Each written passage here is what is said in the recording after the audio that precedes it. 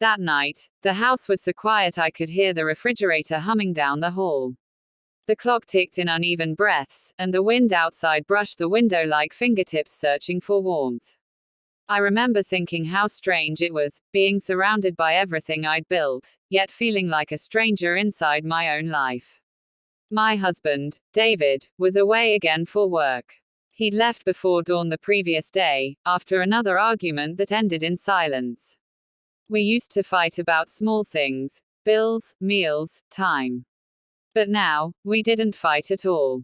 Silence had become our language. It was easier than pretending to fix something already broken.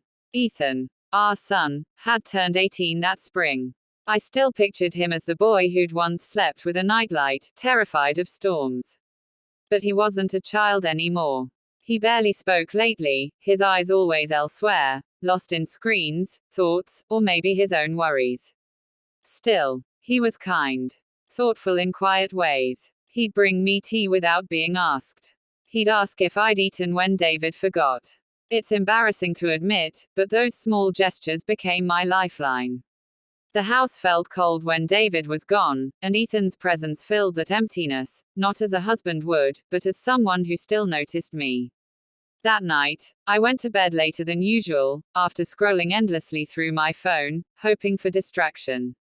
The rain began tapping softly against the glass, rhythmic and steady.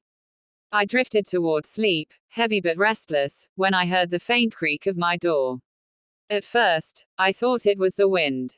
But then, footsteps. Slow, hesitant. Mom. My eyes blinked open to see a shape in the doorway, a silhouette outlined by the dim hallway light.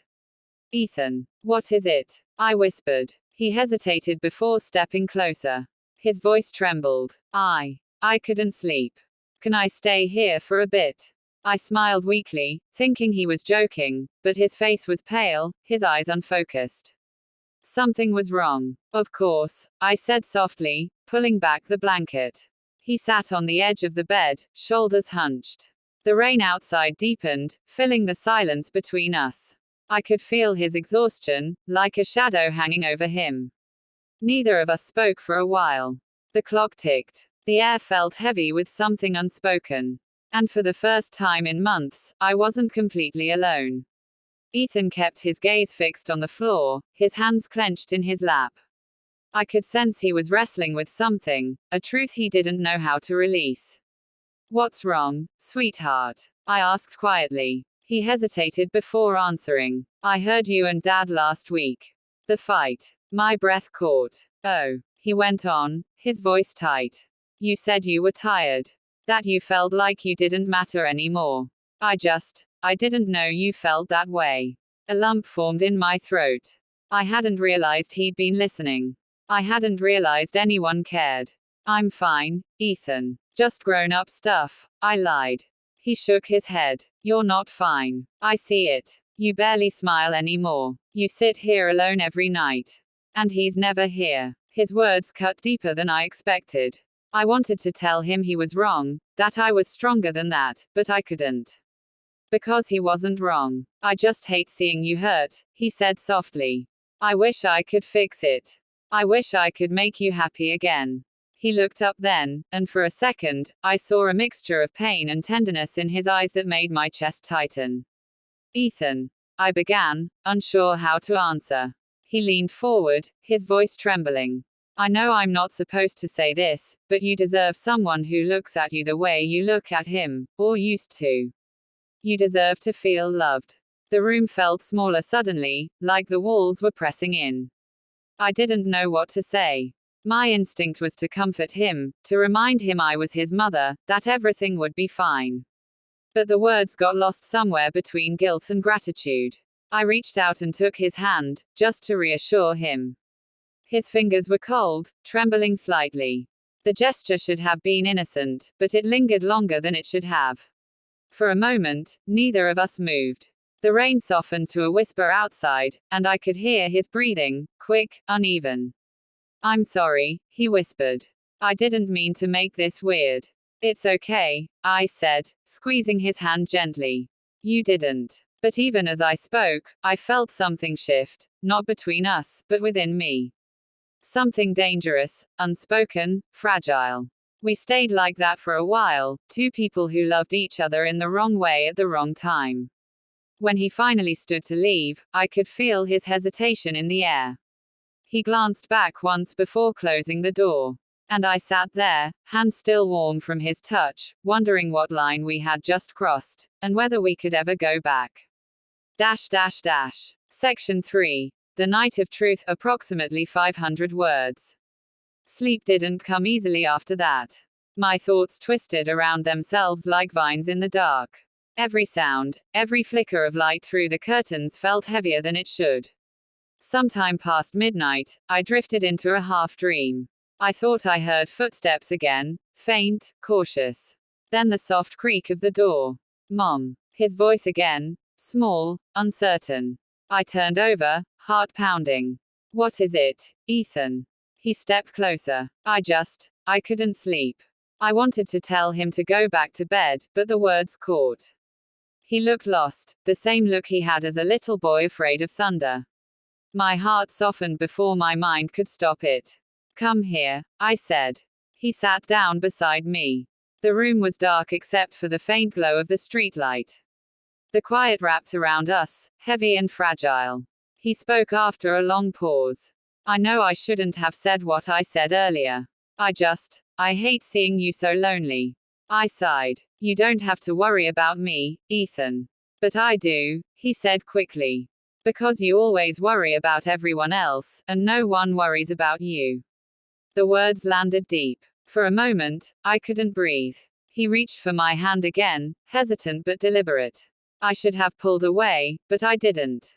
There was something about the way his fingers trembled, not from desire, but from confusion, from pain, that made me want to protect him. We sat there, hands clasped, saying nothing. The silence said everything. At some point, exhaustion took over. My eyes closed, though my thoughts didn't. I felt his hand still holding mine, steady now, as if afraid to let go. When I stirred hours later, the sky was a dull gray. Ethan was gone. Only the faint warmth where he'd been remained. I touched that spot absently and felt a wave of shame wash over me, not because of what happened, but because of what almost did. We hadn't done anything, yet something had been broken, or perhaps revealed. That night, I realized how blurred the lines of love can become when loneliness becomes too heavy to bear. The morning light crept in pale and cold. The house was still, as if holding its breath. For a while, I just sat there, staring at the space where Ethan had been, trying to make sense of the ache inside me. When I finally got up, I found him in the kitchen. He was making coffee, the smell filling the air with quiet normalcy. But his eyes wouldn't meet mine. Morning, I said. My voice sounded strange, too calm. Morning, he echoed. We didn't speak about the night. We didn't have to. It hung between us like fog, impossible to see through, impossible to ignore. Days passed, and routine returned, at least on the surface. David came home, full of stories from work, pretending everything was fine. Maybe he truly didn't know, or maybe he simply chose not to look. Ethan kept his distance, polite, careful, almost painfully kind. I understood why. That night had changed something between us forever. One evening, as I was folding laundry, he stopped at the doorway. Mom, he said quietly, I'm sorry for everything. I looked up. You didn't do anything wrong, Ethan. He nodded, eyes glistening. Still, I just wanted to say it. Then he left the room before I could answer. After that, he started spending more time outside, with friends, at work, anywhere but home. And though it hurt, I knew it was for the best. I began therapy not long after. The counselor asked me what loneliness felt like, and I told her it felt like a locked door, one you keep knocking on, hoping someone on the other side will hear. I realized then that what happened wasn't about attraction or scandal. It was about two people, mother and son, both desperate for connection, both starved of warmth, both lost in the same silence. We never spoke of that night again. But sometimes, when Ethan visits from college, I catch a flicker of that moment in his eyes. Not shame, not regret, just understanding. And I smile, quietly, knowing we survived it. I share this story not to shock anyone, but to remind others of how fragile the heart can be when it's lonely. How easily love can blur into something else when you're not seen, not heard, not held. If you take anything from my story, let it be this: love is sacred, but boundaries protect it. And silence, if left too long, can make even the purest hearts lose their way. That night taught me that healing begins the moment you stop seeking warmth in the dark and start lighting your own way home.